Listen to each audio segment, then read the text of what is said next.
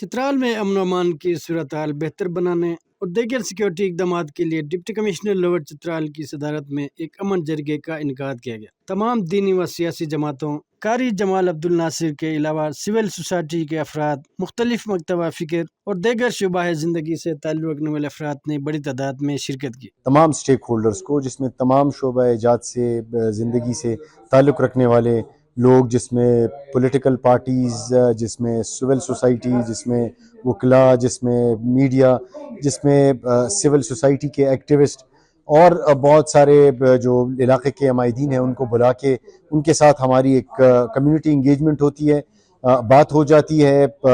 آج کا اس کا مقصد تھا امن و امان کے حوالے سے جو چترال میں اس سے آگاہ کرنا تھا اور ان سے پلس لینا تھا کہ ان کے ڈفرینٹ مسائل ہیں، ان کے بارے میں پوچھنا تھا۔ ان کے ساتھ اسی طرح انگیجمنٹ ہر مہینے ہم کسی نہ کسی وقت پہ بھی فارمل ہو یا انفارمل ہو، ہم ان سے یہ انگیجمنٹ کنٹینیو کریں گے۔ ڈی سی صاحب نے امن و امان کے حوالے سے جو آل پارٹیز کانفرنس کھیل لیں یا امن جرگہ کھیل لیں، جو بھی نام اس کو دیں، یہ کاوش ہے ان کی کہ چترال میں امن و امان کو کیسے قائم رکھا جائے۔